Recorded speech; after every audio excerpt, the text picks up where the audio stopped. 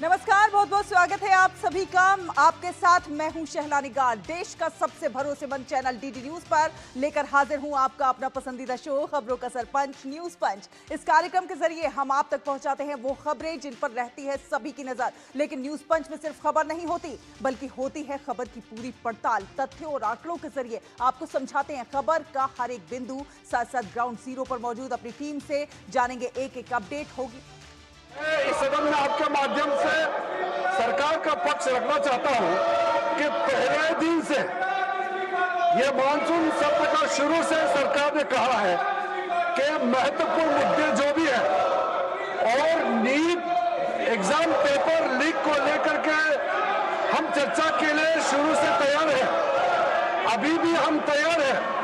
हमने कांग्रेस के नेताओं को बताया, बाकी पार्टी के नेता को भी कहा है कि सरकार चर्चा के लिए तैयार है, लेकिन चर्चा कैसे हो इसका एक निर्णय चेयरमैनशिप का अध्यक्षता में सबसे मिलकर के बात करके हम तय कर सकते हैं।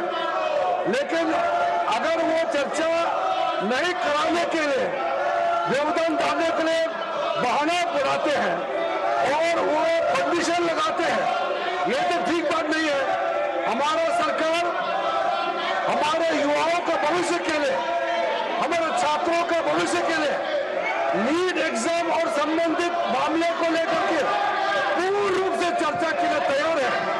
और सरकार ने जो जो कदम उठाया है, एक एक करके ये कदम भी देश के लोगों के सामने में जानकारी रखना, ये हमारा दायित्व है और इस सदन का भी दायित्व है।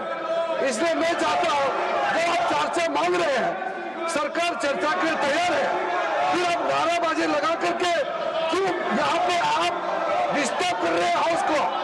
अभी कई मेंबर से मैंने बात की है, सब लोग चाहते हैं कि चर्चा होना चाहिए।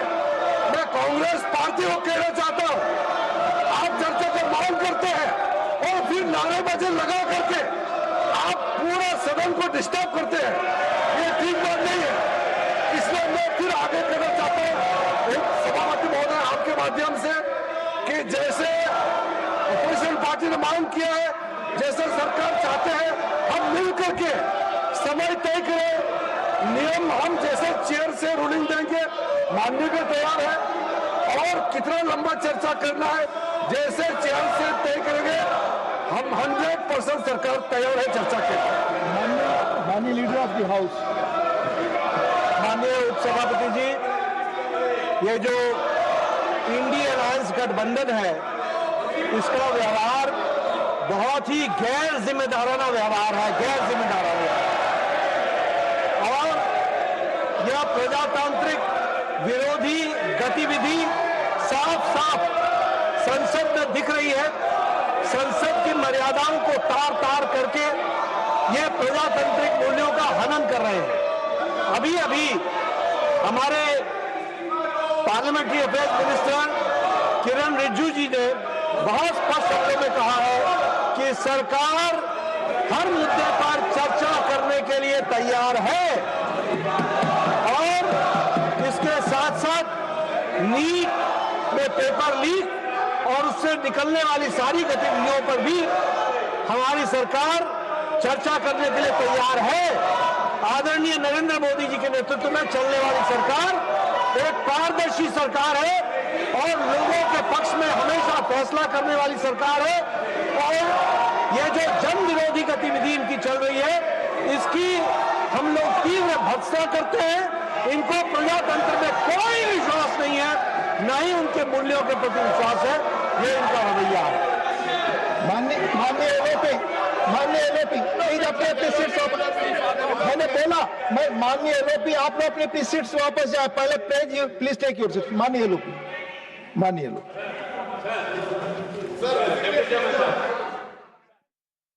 तो नीट पेपर लीक और उस पर का ये जो पूरा मामला है और उस पर हो रही जो विपक्ष की जो राजनीति है उसे लेकर आपने संसदीय कार्य मंत्री किरेन रिजिजू को सुना और साथ ही साथ आपने नेता सदन जेपी नड्डा को भी सुना कि किस प्रकार से उन्होंने कहा कि जब सरकार हर मामले पर बात करने के लिए पूरी तरह से तैयार है, बार बार कह रही है संवाद ही रास्ता हो सकता है, लेकिन जिस प्रकार से राजनीति हो रही है वो कहीं ना कहीं बेहद चिंताजनक है। तो विपक्ष एक तरह से कटघरे में खड़े करते हुए नजर आ रहे हैं विपक्ष को संसदीय कार्य मंत्री और नेता सदन। आपने सुना दोनों के बयान को, किस प्रकार से ये राजनीति लगातार विपक्ष कर रहा है और एक तरह से दुर्भावना से ग्रसित ये पूरी राजनीति नजर आ रही है। तो कौन आखिर कर रहा है नेतागिरी, तमाम हम न्यूज पंच में आगे बढ़ेंगे और रुख करेंगे हमारी टॉप लाइंस का और जानने की कोशिश करेंगे कि आखिर कौन नेतागिरी कर रहा है। तो रुख करते हैं न्यूज पंच की टॉप लाइंस का। तो टॉप लाइंस का रुख करने से पहले आपको बता दें कि किस प्रकार से विपक्ष जो है सड़क पर नेतागिरी करते हुए राजनीति करते हुए नजर आ रहा है। नीट पेपर लीक के इस पूरे मामले पर हम देख रहे हैं लगातार राजनीति हो रही है और सड़कों पर जिस प्रकार से राजनीति करते हुए विपक्ष के नेता नजर आ रहे हैं वो कहीं ना कहीं मुद्दे से ध्यान भटकाने की कहीं ना कहीं कोशिश है और कहीं ना कहीं कोशिश ये है कि सदन को ना चलने दिया जाए ताकि जो प्रोडक्टिव काम होने हैं वो काम आखिर ना हो पाए। तो इस पर हम लगातार देख रहे हैं कि विपक्ष किस प्रकार से सड़कों पर आकर सिर्फ और सिर्फ छात्रों के जो मुद्दे हैं उनसे ध्यान भटकाने की कोशिश कर रहा है और कहीं ना कहीं अपनी राजनीतिक रोटियां सेकने की कोशिश करता हुआ लगातार विपक्ष नजर आ रहा है। जिस प्रकार से राहुल गांधी का रवैया रहा उसे भाजपा के जो नेता हैं वो असंवैधानिक बता रहे हैं और इस प्रकार के कृत्य को बिल्कुल किसी भी तरह से सही करार नहीं दिया जा रहा है। शैलेंद्र मिश्र हमारे सहयोगी संवाददाता जुड़ रहे हैं हमारे साथ ज्यादा जानकारी के साथ। शैलेंद्र, अभी हमने सुना नेता सदन को भी और संसदीय कार्य मंत्री को भी, उन्होंने कहा कि किस प्रकार से विपक्ष जो राजनीति कर रहा है वो बिल्कुल भी असंवैधानिक है और अस्वीकार्य है। देखिए, विपक्ष की मांग क्या थी कि सदन में चर्चा हो, पेपर लीक या फिर जो छात्रों से जुड़े मुद्दे हैं उन पर सदन में चर्चा होनी चाहिए। सरकार ने इस बात को पहले भी कहा था कि नियम के मुताबिक चर्चा को सरकार तैयार है। आज सदन के अंदर इस बात को किरेन रिजिजू ने कह दिया और फिर बाहर आकर पत्रकारों से बातचीत में भी ये कहा कि किस नियम के तहत चर्चा हो, आखिर किसी न किसी नियम के तहत तो चर्चा होगी, क्यों आखिर विपक्ष इस बात को स्वीकार नहीं कर रहा है। तो जो फिर विपक्ष की जो मांग थी उसे स्वीकार किया जा रहा है, तब आखिर चर्चा के लिए कांग्रेस पार्टी और उसके सहयोगी दल राजी क्यों नहीं हो रहे हैं, ये एक बड़ा सवाल है। क्योंकि कल ये सवाल उठे थे बहुत गंभीरता से जब राहुल गांधी प्रधानमंत्री आवास के बाहर प्रदर्शन धरना के लिए गए थे कि विपक्ष के नेता होते हुए जब संसद का सत्र चल रहा है, संसद के अंदर अपनी बात रख सकते हैं, संसद भवन परिसर में अपनी बात रख सकते हैं, तब वो धरना प्रदर्शन करने क्यों गए? चलने देना एक कोशिश है विपक्ष की और कहीं ना कहीं इस पूरे नीट वाले जो मामला है इसमें अपनी राजनीतिक रोटियां सेकने की कोशिश है। Specify the rule to be suspended, relate to an item in the day's list of business, provide the grounds for invoking Rule 267, not seeking suspension of business where a rule already allows suspension, contains a motion drawn in proper form, be invoked in rarest of rare occasion. Despite above clarification, it is observed that members are still giving notices under Rule 267 every now and then which are not in consonance with the above conditions. I request honorable members to keep in mind the essential requirements of Rule 267 as highlighted above, and I reiterate that notices fulfilling the requirements could only be considered by me and admitted after taking the consensus of the House. Honorable Chairman has repeated this ruling yesterday only. माननीय रुचि शिवा, हाँ बोले, आपकी बात record पे जाएगी। Hello. माननीय रुचि Shiva, yes. Mr. Deputy Chairman, sir. We take your word. What you made in the observation. तो हमारे साथ हमारे सहयोगी शैलेंद्र मिश्र लगातार जुड़े हुए हैं, उनसे जानने की कोशिश करते हैं। शैलेंद्र, जिस तरह से आप सदन की कार्यवाही भी देख रहे हैं और आपने सुना कि किस प्रकार से जो है विपक्ष राजनीति करता हुआ नजर आ रहा है, रोटियां अपनी सेकता हुआ राजनीतिक नजर आ रहा है, किस प्रकार से देखते हैं आप कि कैसे जो है सदन आगे चलेगा और किस प्रकार से संवाद का रास्ता खुलता हुआ नजर आएगा? देखिए, आज बीजेपी की तरफ से प्रेस कॉन्फ्रेंस हुई। बासुरी स्वराज ने इस बात को स्पष्ट तौर पर कहा कि प्रधानमंत्री नरेंद्र मोदी की अगुवाई वाली सरकार संवाद से समाधान चाहती है और लगातार एक तरह से इस पर आगे बढ़ा गया है। जब पेपर लीक की घटना हुई तब किस तरह से आरोपी को जेल भेजा गया और पेपर लीक के घटना के बाद नीट परीक्षा दोबारा कराई गई और ये सुनिश्चित किया जा रहा है कि इस तरह की घटना दोबारा न हो। लेकिन कांग्रेस पार्टी का जो रवैया है वो दरअसल पूरी तरह से राजनीतिक अवसरवाद है और राहुल गांधी को ये समझना होगा कि वो नेता विपक्ष हैं, सदन के अंदर चर्चा करनी चाहिए। और हम इसीलिए देख रहे हैं कि देश के कई राज्यों में आज बीजेपी ने कांग्रेस के दफ्तरों पर प्रदर्शन किया है राहुल गांधी और कांग्रेस पार्टी के रवैये के खिलाफ। और आज प्रेस कॉन्फ्रेंस कर राजनीतिक तौर पर भी जवाब बीजेपी की तरफ से दिया गया है कि आखिर क्यों कांग्रेस पार्टी इस तरह की रणनीति अपना रही। जब वो चर्चा की मांग कर रही थी, सरकार चर्चा के लिए तैयार है, तो फिर वो क्या चाहती है। और देखिए, केवल बीजेपी ही नहीं, जो विपक्षी दल है उनके बीच भी एक राय नहीं है। कुछ लोग कहते हैं कि चर्चा होनी चाहिए, कुछ लोग अब कुछ शर्तों के साथ चर्चा की बात करते हैं। और संजय सिंह जो आम आदमी पार्टी के सांसद हैं, जब राहुल गांधी पर वो एक तरह से टिप्पणी करते हुए कहते हैं कि श्रेय लेने की होड़, एक तरह से ये बात सामने आती है कि विपक्षी दलों के बीच जिस प्रकार से ये विपक्ष जो है शैलेंद्र बटा हुआ नजर आ रहा है, उसमें ये भी नजर आ रहा है कि आम आदमी पार्टी भी श्रेय लेने की बात कर रही है, कांग्रेस भी श्रेय लेने की बात कर रही है। तो कहीं ना कहीं अपना अपना श्रेय बांटने की कोशिश हो रही है और कहीं ना कहीं राजनीति अपनी चमकाने की कोशिश हो रही है। बस देखिए, पंजाब में चुनाव है तो ऐसे में आम आदमी पार्टी ये नहीं चाहती कि वो कांग्रेस के साथ खड़ी हुई दिखाई दे। और हम जानते हैं कि पंजाब में भी एक परीक्षा का मामला अब बहुत चर्चा में है, तो उसमें आम आदमी पार्टी चुप है। उसमें जो कुछ बात सामने आ रही है उसमें आम आदमी पार्टी कुछ नहीं बोल रही है। आम आदमी पार्टी को लगता है कि कांग्रेस एक तरह से इसमें कांग्रेस ने जो रणनीति अपनाई है उससे आम आदमी पार्टी और संजय सिंह को दिक्कत है, इसीलिए इन्होंने इस तरह का एक सोशल मीडिया पोस्ट किया है। तो ये दिखाता है कि ये दोनों दल एक दूसरे के साथ एक मंच पर खड़े होना नहीं चाहते। संजय सिंह अलग प्रदर्शन करते हैं संसद भवन परिसर में, वो अपनी बात अलग रखना चाहते हैं, कांग्रेस अपने तरीके से रख रही है। लेकिन इन सब के बीच सवाल ये है कि जब सत्र चल रहा है तब आखिर आपको क्या जरूरत पड़ी कि आप सदन के बाहर जाकर धरना प्रदर्शन करते हैं। आपका यूथ विंग करता तो समझ में आता है। खुद कांग्रेस के शीर्ष नेता विपक्ष राज्यसभा, नेता विपक्ष लोकसभा, वो जाते हैं और संसद भवन परिसर के बाहर जाकर प्रधानमंत्री आवास के बाहर प्रदर्शन करते हैं। तो ये अपने आप में सवालों के घेरे में है, बीजेपी इसीलिए सवाल उठा रही। जी चलिए, बहुत धन्यवाद शैलेंद्र, ये तमाम अपडेट हमारे दर्शकों से साझा करने के लिए। तो चलिए रुक करते हैं न्यूज़ पंच की टॉप लाइंस का। टॉप लाइन नंबर 1 का रुक करते हैं। आपको बता दें न्यूज़ पंच में आज की जो टॉप लाइन है वो है कि आखिर कौन कर रहा है नेतागिरी। तो कौन कर रहा है नेतागिरी? नीट पेपर लीक वाला ये पूरा मामला है और इसमें सबसे बड़ा सवाल ये है कि नीट पेपर लीक का ये जो मुद्दा है उसका समाधान कैसे निकलता हुआ नजर आएगा, क्योंकि मुद्दा गंभीर है लेकिन समाधान जो है वो संवाद से निकलेगा, उस पर कार्य करने से निकलेगा और उस दिशा में सरकार काम करते हुए भी लगातार नजर आ रही है। लेकिन इस सब के बीच विपक्ष जिस प्रकार से नेतागिरी कर रहा है वो एक बड़ा मुद्दा है। तो हमारी पहली टॉप लाइन है कौन कर रहा है नेतागिरी, और दूसरी न्यूज़ पंच की टॉप लाइन है कि मिल गया है कैंसर का इलाज, अब होगा स्वदेशी वार। जी हां, कैंसर के इलाज के क्षेत्र में जिस प्रकार से आत्मनिर्भरता के कदम भारत की ओर से बढ़ते हुए नजर आ रहे हैं, अब स्वदेशी तरीके से कैंसर पर यह बड़ी मार देखने को मिलेगी आने वाले समय में। जिस प्रकार से स्वदेशी वार होगा कैंसर पर, अब भारत में ही बनी दवाइयों के जरिए। आगे बढ़ेंगे और अगली खबर होगी हमारी जो महत्वपूर्ण रहने वाली है, महंगा पड़ गया ईरान युद्ध। जी हां, अमेरिका को ये युद्ध जो है अब महंगा पड़ता हुआ नजर आ रहा है। किस प्रकार से महंगा पड़ता हुआ नजर आ रहा है इस पर भी विस्तार से बताएंगे और अपने संवाददाता से भी बात करेंगे, ज्यादा अपडेट आप तक पहुंचाएंगे। तो सबसे पहले हम आगे बढ़ते हैं और पहली जो हमारी बड़ी खबर है उसी का रुख कर लेते हैं।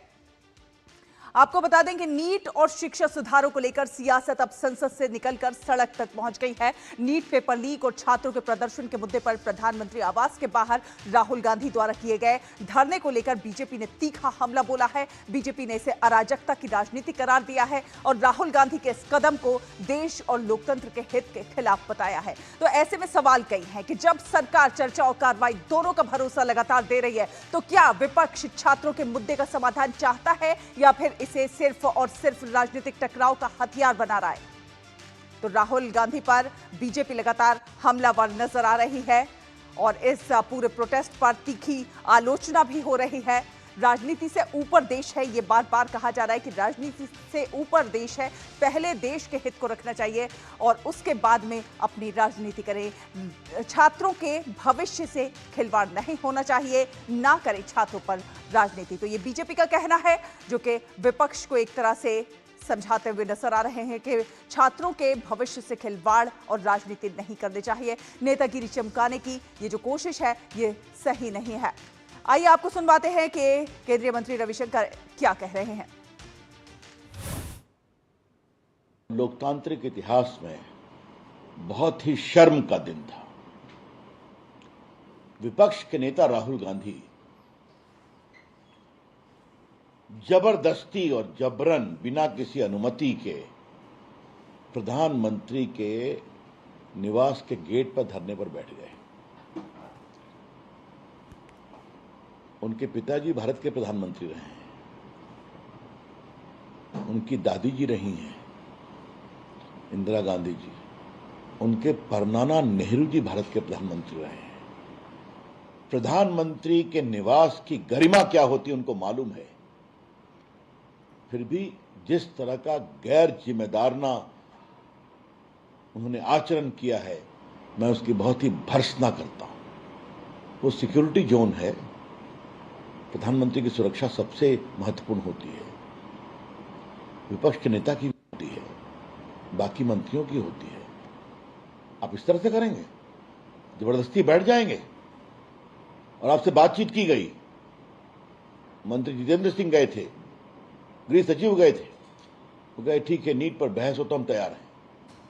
फिर आप मुकर गए कि मेरी मर्जी। ये क्या देश आप ही के कारण चलेगा? आप ही की उद्दंडता से चलेगा? देखा आपने, बीजेपी इसे नेतागिरी चमकाने वाला प्रदर्शन कह रही है। जिस प्रकार से राहुल गांधी का ये पूरा कृत्य रहा और बीजेपी के टारगेट पर अब राहुल गांधी आते हुए नजर आ रहे हैं। क्या कुछ कहना है बांसुरी स्वराज का, आपको सुनवाते हैं।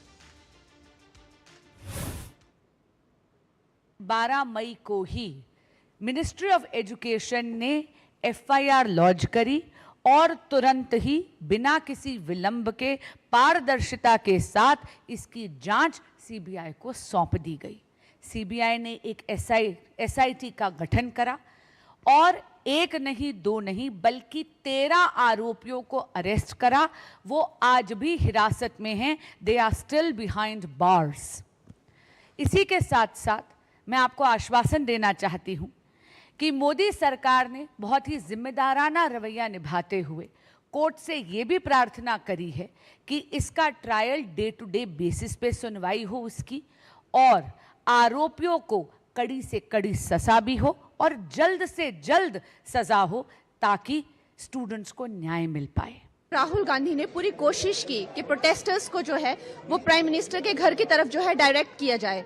और जब प्रोटेस्ट जो है जंतर मंतर में हो रहा था, तो राहुल गांधी जो है क्यों प्राइम मिनिस्टर के घर में की तरफ जो है प्रोटेस्ट को डायरेक्ट करना चाह रहे थे, ये बहुत बड़ी एक कंसर्न की बात है पूरे देश के लिए। छात्रों की समस्या की चिंता नहीं है इनको, छात्रों के ऊपर राजनीतिक रोटियां कैसे सेकी जाएं ये होड़ लगी है। आप राजनीतिक रोटियां सेकते सेकते देश के प्रधानमंत्री के घर को निशाना बना रहे, उनकी सुरक्षा में चूक कर रहे हैं। किनके हाथों में खेल रहे हो, कैसा व्यवहार कर रहे हो? दुर्भाग्यपूर्ण है, निंदनीय है, घोर निंदनीय है। तो देखा आपने, बीजेपी ने राहुल गांधी के इस व्यवहार पर कड़ी प्रतिक्रिया दी है। अब इस पूरे मामले पर कांग्रेस की भी प्रतिक्रिया सामने आ रही है। क्या कुछ कहना है कांग्रेस के सांसदों का, आइए देखते हैं। बदल रहे थे, मांग बदल रहे थे और कोई राहुल गांधी जी ने कोई बयान नहीं बदला, कोई मांग नहीं बदली है। जो राहुल गांधी जी के साथ आपने व्यवहार किया, क्या परंपरा आप डाल रहे हैं? For 3 major demands, removal of education minister and this adjournment motion discussion, then withdrawal of the cases against the students and to have a detailed inquiry against the police officers.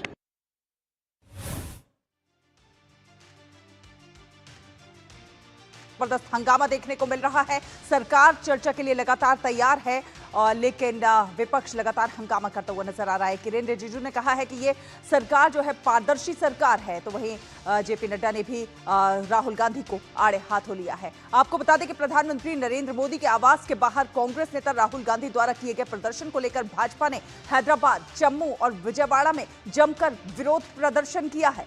BJP का देश भर में प्रदर्शन जारी है। हैदराबाद में जमकर नारेबाजी हुई है, तो विजयवाड़ा में भी बीजेपी का प्रदर्शन देखने को मिल रहा है। राहुल गांधी के प्रोटेस्ट को लेकर यह पूरा विरोध देखने को मिल रहा है। बीजेपी का देश भर में प्रदर्शन की ये तस्वीरें आप अपने टीवी स्क्रीन पर देख सकते हैं, किस प्रकार से बीजेपी के कमल के झंडे लेकर लोगों ने ये प्रदर्शन किया है। शैलेंद्र मिश्र लगातार हमारे साथ जुड़े हुए हैं, लगातार इस पर ज्यादा अपडेट दे रहे हैं। शैलेंद्र, ये पूरा प्रदर्शन की तस्वीरें हम अपने दर्शकों को दिखा रहे हैं उनके टीवी स्क्रीन पर कि किस प्रकार से पूरे देश में जगह जगह पर राहुल गांधी के प्रदर्शन को लेकर जो उन्होंने अनैतिक व्यवहार किया उसे लेकर प्रदर्शन करते हुए नजर आ रहे हैं बीजेपी के कार्यकर्ता।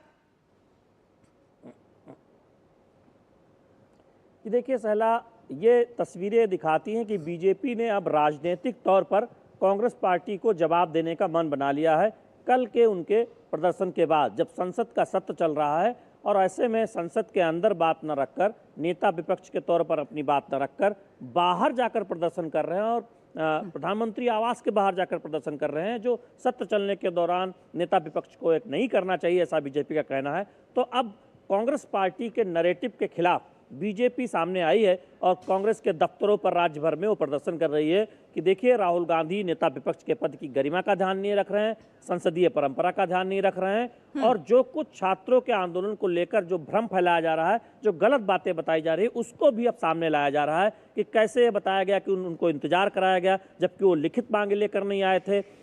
इसके साथ ही साथ कुछ और तस्वीरें ट्वीट की गई, बाद में वो हटा ली गई, तो कैसे गलत नैरेटिव खड़ा करने की कोशिश की जा रही है। तो बीजेपी अब इसको राज्य में अलग अलग राज्यों में प्रदर्शन के जरिए बता रही है, उनके नेता सामने आकर मीडिया से बातचीत के जरिए बता रहे हैं, प्रेस कॉन्फ्रेंस भी हो रही। तो एक राजनीतिक तौर पर अब जवाब दिया जा रहा है कि कांग्रेस पार्टी राजनीतिक अवसरवाद खोज रही है छात्रों के हितों के बहाने, इसीलिए वो चर्चा को तैयार नहीं है, नई नई मांग सामने रख रही है और संसद के अंदर बात न रखकर धरना प्रदर्शन बाहर जाकर कर रही है। चलिए, बहुत धन्यवाद शैलेंद्र, ये तमाम अपडेट हमारे दर्शकों से साझा करने के लिए। और इसी के साथ न्यूज पंच में यहां पर रुकेंगे एक छोटे से ब्रेक के लिए। ब्रेक के उस पार वापस आएंगे तो बात करेंगे अमेरिका और ईरान सैन्य संघर्ष की। असली सपने वो नहीं होते जो हम नींद में देखते हैं, असली सपने वो होते हैं जो हमें सोने नहीं देते। Hi sir. लेकिन क्या इनके सपने साकार होंगे? इतने बड़े ई कॉमर्स ऑर्डर के लिए बहुत इन्वेस्टमेंट लगेगी, कहाँ से लाऊंगी सर? आई एम सॉरी, मुझे किसी और के पास जाना पड़ेगा। क्या हो जाएंगे इनके सपने चकनाचूर? अरे नहीं हुजूर, भारत सरकार की PMFME स्कीम है ना, माइक्रो फूड प्रोसेसिंग यूनिट्स हैं, इनको सपोर्ट करने के लिए हमारी सरकार क्रेडिट लिंक सब्सिडी दे रही है। अपना माइक्रो फूड प्रोसेसिंग यूनिट शुरू करने या बढ़ाने के लिए पाएं 35% सब्सिडी अधिकतम 10 लाख तक, जिसे अब फूड प्रोसेसिंग और पैकेजिंग की मशीनरी के साथ ले सकते हैं तकनीकी सहायता भी। आज से हम सॉस और चटनी का भी काम शुरू करेंगे। मदद करे सरकार तो बढ़ता रहे व्यापार। पता है, लोग अक्सर मुझसे पूछते हैं कॉल सेंटर का स्टेडी जॉब क्यों छोड़ा? I wanted more out of life. बस मैंने अपना स्टार्टअप शुरू किया। जानना चाहोगे कैसे? Then start up your own business as an LIC agent. यहाँ सब कुछ है, trade products, zero investment, leading organisation and unlimited opportunities. तो क्या आप तैयार है LIC एजेंट बनो? अब बड़ा सोचो। हमारी वेबसाइट पर जाएं या अपनी नजदीकी LIC शाखा से संपर्क करें। ब्रेक के बाद स्वागत है। न्यूज पंच देख रहे हैं आप और न्यूज पंच में अब आप बात करेंगे कि किस प्रकार से अमेरिका को इस युद्ध में हानि होती हुई नजर आ रही है। ईरान के खिलाफ जारी सैन्य अभियानों को लेकर अमेरिका में राजनीतिक और आर्थिक घमासान तेज हो गया है और अमेरिकी रक्षा मंत्री पीट हेग्सेथ ने सीनेट की विनियोग समिति के समक्ष खुलासा करते हुए इस बात को स्वीकार किया है कि ईरान युद्ध में अब तक अमेरिका का अनुमानित खर्च जो है 37.5 अरब डॉलर तक पहुंच चुका है। डेमोक्रेटिक पार्टी के नेताओं ने इस पर सवाल खड़े किए हैं कि जब महंगाई से अमेरिकी जनता जूझ रही है तब एक अलोकप्रिय युद्ध पर अरबों डॉलर आखिर क्यों उड़ाए जा रहे हैं। तो सवाल बड़े हैं और इन सवालों के समाधान खोजने की भी लगातार कोशिश हो रही है। तो अमेरिका की तिजोरी एक तरह से खाली होती हुई नजर आ रही है। ईरान से ये युद्ध जो है अमेरिका पर कहीं ना कहीं भारी पड़ता हुआ नजर आ रहा है और अमेरिका को भारी नुकसान इससे होता हुआ नजर आ रहा है। 3 लाख करोड़ रुपए इस पूरे युद्ध में स्वाहा कर चुका है अमेरिका। यूएस में अब एक तरह से सियासी संग्राम देखने को मिल रहा है। तो हेग्सेथ से तीखे सवाल हुए और इस पर जो कुछ निकलकर सामने आता हुआ नजर आया तो किस प्रकार से अमेरिकी तिजोरी जो है वो खाली होती हुई नजर आ रही है। तो पश्चिमी एशिया युद्ध खर्च का ये खुलासा हुआ है, पूरा खुलासा, और ईरान युद्ध यूएस के लिए किस प्रकार से आर्थिक चुनौती खड़ी करता हुआ नजर आ रहा है वो हम आप तक बता रहे हैं। यूएस रक्षा मंत्री का जो आधिकारिक बजट अनुमान है उसके मुताबिक किस प्रकार से अमेरिका को नुकसान इससे होता हुआ नजर आ रहा है। सीनेट अप्रोप्रिएशन कमेटी के सामने ये पूरी सुनवाई हुई और अब तक 3 लाख करोड़ से ज्यादा खर्च का जो है ब्यौरा दिया गया है। ट्रंप प्रशासन की 88 अरब डॉलर की मांग जो है वो अब चिंता की बात कही जा रही है। पेंटागन ने सेना के लिए 67 अरब डॉलर मांगे थे और होर्मुज जंग से ये जो रक्षा खर्च का दबाव है ये कहीं ना कहीं और ज्यादा बढ़ता हुआ नजर आ रहा है। और इस पूरे युद्ध में जिस प्रकार से अमेरिका ने खर्चा किया है तो उससे अमेरिकी जो तिजोरी है वो एक तरह से खाली होती हुई नजर आ रही है। अमेरिका को भारी नुकसान इससे होता हुआ नजर आ रहा है। अखिलेश सुमन ज्यादा जानकारी के साथ हमारे साथ जुड़ते हुए नजर आ रहे हैं। अखिलेश, जिस तरह से इस युद्ध में अमेरिका को बड़ा घाटा होता हुआ नजर आ रहा है और उसका कहीं ना कहीं दबाव जो है अब अपने घर के अंदर भी पड़ रहा है क्योंकि वो अब अमेरिका में ही विरोध के स्वर भी उभरने लगे हैं। देखिए, बिल्कुल सही कहा आपने शैला कि अमेरिका जो है वो इस युद्ध के कारण जो है उसकी आर्थिक स्थिति पर काफ़ी नकारात्मक असर पड़ा है और 2 कारण इसके और भी एक कारण है। एक कारण ये है कि जैसे ही डोनाल्ड ट्रंप ने दूसरा अपना कार्यकाल शुरू किया उसके बाद पूरी दुनिया पे टैरिफ वार उन्होंने शुरू कर दिया। इसके चलते जो अमेरिका और अन्य देशों के साथ जो आर्थिक संबंध थे उन आर्थिक संबंधों पे भी प्रतिकूल प्रभाव पड़ा है और इसके साथ साथ अमेरिका में रोजगार की स्थिति में काफ़ी कमी आई है। बहुत सारे लोगों को रोजगार से हटाया गया है और इसके बाद ये ईरान का युद्ध, निश्चित तौर पे ईरान के युद्ध से अमेरिका को काफ़ी अपनी जो उनकी जमा पूंजी थी और जो पीट हेग्सेथ ने कहा है कि ये जो उन्होंने 90 बिलियन डॉलर की जो एक बताई है कि पूरा खर्च वो वेतन से लेके और तमाम जो भविष्य के लिए जो तैयारी करनी है उस भविष्य की तैयारी के लिए टोटल 90 बिलियन डॉलर की उन्होंने मांग की है, जबकि अमेरिका का पूरा बजट जो है 7.4 ट्रिलियन डॉलर का है। तो इस मामले में समझ सकती है कि अमेरिका इस बात से परेशान है, अमेरिका की सरकार, कि अभी तक जितना उनका जो असलहा था, जितने उनके जो सैनिक साजो सामान थे, उन सैनिक साजो सामान पे काफ़ी असर पड़ा है और वो सैनिक साजो सामान बड़ी संख्या में ईरान युद्ध के बीच में खर्च किए जा रहे हैं और उसके बाद मेंटेनेंस में, उसके बाद ट्रेनिंग में और भविष्य में और कैसे सैनिक साजो सामान बनाए जाएंगे, उनका उत्पादन होगा, उस पर रिसर्च में, डेवलपमेंट पे, ये सारे खर्च को मिला के उन्होंने 90 बिलियन डॉलर का लक्ष्य रखा है, जिसका कि अमेरिकी सांसद जो है रिपब्लिकन भी और डेमोक्रेट भी वो लगातार विरोध कर रहे हैं। उनका ये कहना है कि अमेरिका एक बार फिर अफगानिस्तान की तरह और इराक वार की तरह लंबी युद्ध में फंस रहा है और इस लंबी युद्ध के बाद भी देखिए अफगानिस्तान में क्या हुआ। अफगानिस्तान में 20 साल तक तकरीबन उन्होंने लड़ाई लड़ी और उसके बाद अमेरिकी सेना को वहाँ से भागना पड़ा। इराक के युद्ध में भी यही स्थिति हुई और अंत में इराक अभी भी अस्थिर सरकार है इराक में और वहाँ की स्थिति अभी भी काफ़ी नाजुक बनी हुई है। तो ईरान युद्ध से अमेरिका को क्या हासिल होगा, इस पर सांसद सवाल उठाने लगे हैं और इस मसले पर निश्चित तौर पे डोनाल्ड ट्रंप की सरकार को काफ़ी गंभीर परेशानियां झेलनी पड़ रही है और समझा नहीं पा रहे हैं अपने सांसदों को, अपने ही सांसदों को, रिपब्लिकन सांसदों को भी वो नहीं समझा पा रहे हैं और कई रिपब्लिकन सांसद इस बजट को बिल्कुल अखिलेश, तो यूएस में ये सियासी संग्राम जो है वो खड़ा होता हुआ एक तरह से नजर आ रहा है और लगातार कई सवालों के जवाब जो है वो मांगे जा रहे हैं। बहुत बहुत धन्यवाद ये तमाम अपडेट साझा करने के लिए। और इसी के साथ न्यूज पंच में अभी के लिए बस इतना ही। डीडी न्यूज पर खबरों का सिलसिला लगातार जारी रहेगा। आप देखते रहिए डीडी न्यूज। नमस्कार।